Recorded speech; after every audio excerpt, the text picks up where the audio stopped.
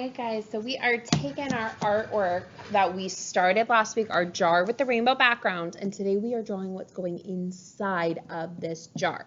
So I told you guys today you would have two options for what you could work. So I'm going to switch, I'm going to show you your two options, and then we're going to get started. All right, so our options for art today. So to color in this jar, what we're going to be doing is we are going to be turning this into a jar of fireflies.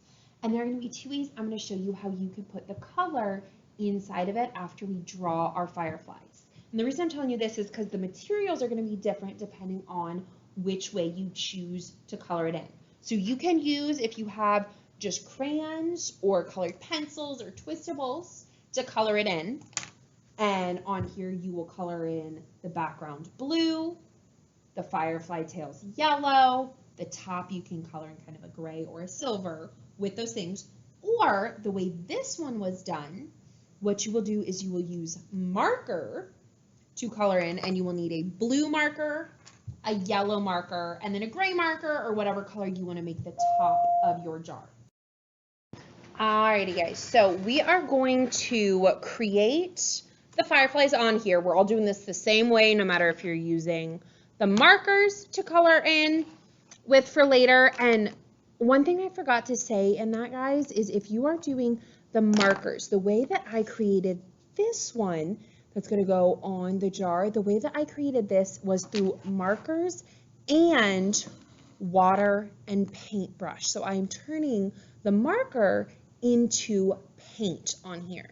So if you're doing the marker, you also are going to need to have a paintbrush and a little cup or a bowl of water to use. Otherwise, you can go through and just use your crayons or colored pencils to color it all in solid. So the way we're going to start this, and everybody's starting this the same way, is we are going to draw our fireflies in the jar first. So I'm going to ask that you have 4 to 6 fireflies in your jar. If you want more than that, that's okay, but at least 4 in your jar. So to do the fireflies, we are going to start with a circle for the head. Then we are going to draw a straight line out from each side. Sorry guys, it keeps going there. Hopefully it won't go blurry anymore. And then under that, I'm going to draw a curve up to the head. I'm going to repeat that. That's for each of the wings. And then for the body and kind of the tail of the firefly, I'm going to do a U shape right there. And then I will just add it, go in, and add the antenna. So that's my whole firefly body there. So I'm going to show you guys again. And remember, you're going to add at least 4 or more fireflies in here. So circle for the head. 2 straight lines that come out, a curve under for the wings, U shape for the body, and then the antenna. So go ahead and add those. So once you have at least 4 in your jar, the next thing is we're going to go in and we're going to start coloring in our fireflies. So for this, you are going to need black and yellow. If you're going to do the marker paint, make sure you have your yellow marker. I would, if you're going to do the marker paint, the black for the head needs to either be a Sharpie or crayon or colored pencil. You do not want it to be a regular black marker because when the water goes on it, it'll make it kind of go everywhere. So I'm going to color in the heads of all of my fireflies black. So go ahead and do that with your black coloring utensil. I said this can be a black crayon, a black colored pencil, a black Sharpie or pen, but I would not use a black marker for this step. It needs to be a permanent marker if you're going to do that. And then I'm going to go in and I'm going to take my yellow and I'm going to color in the back, which is kind of the tail, because we want that to look like it's glowing. So if you're going to do the watercolor marker, use marker. If not, use a crayon, a yellow crayon or colored pencil for this step.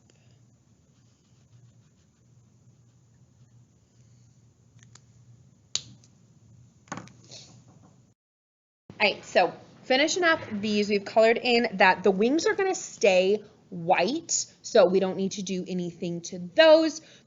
Though a really cool trick, if you ever are painting and want something to stay white, like the color of the background, is you can color that thing in with white crayon, and then the paint will not go on top of it. Sorry about the bell, guys. I am filming this right at the end of the school day.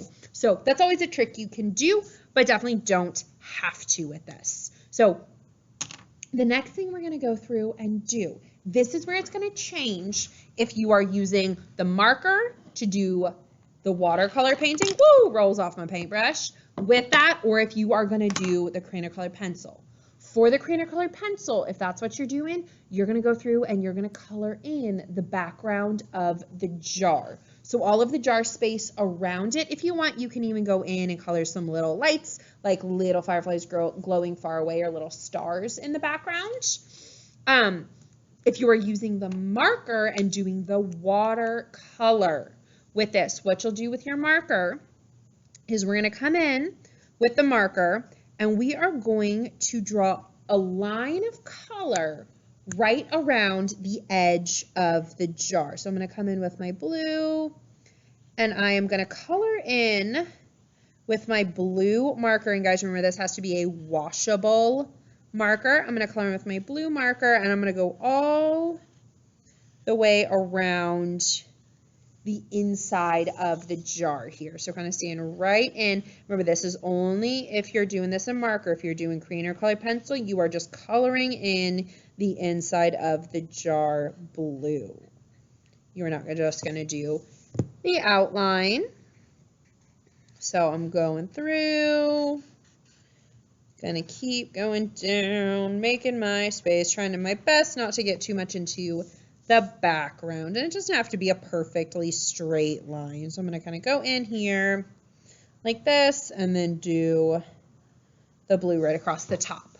So I go in and do the blue there, and then once you have finished your blue, whether coloring it all the way in or doing the outline and marker, you'll take the color for your top. You can do gray or you can pick another color if you want for the lid of your jar. I'm going to do gray like it's metal.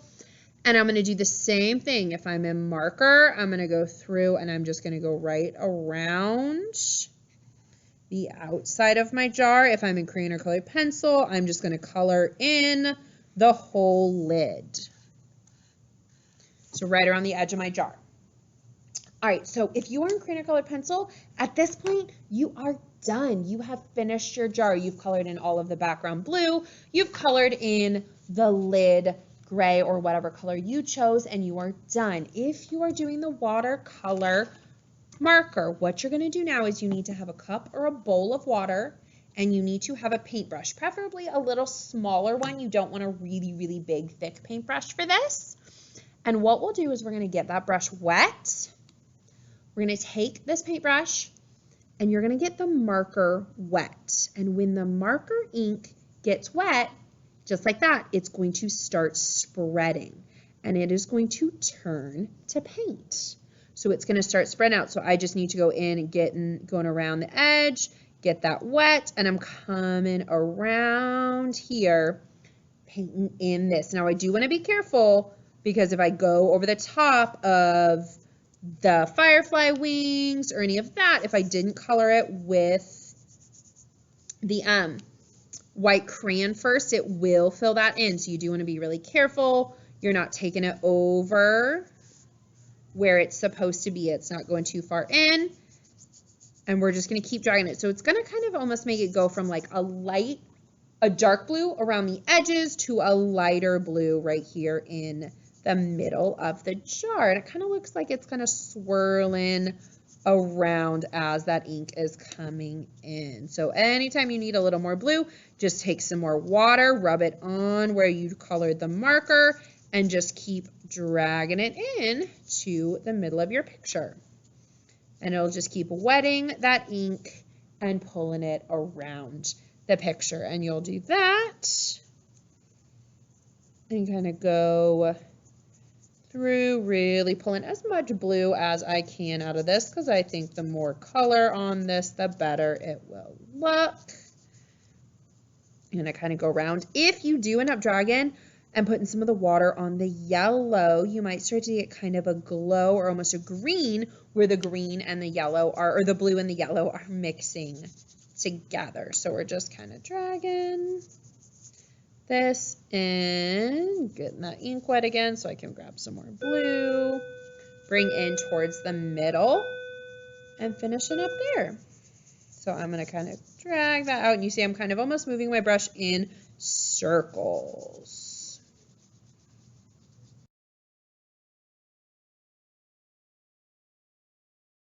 Guys, so then you should be done once you've done the jar and the lid. You have filled that in. You guys are finished. If you put water on this, put it somewhere so it can dry. If you colored it in, then you are good to go. And remember, hang on to this drawing, put it somewhere safe. We're done making it, but this might be an option that you want to put into the art show, so I would hang on to it. All right, bye guys.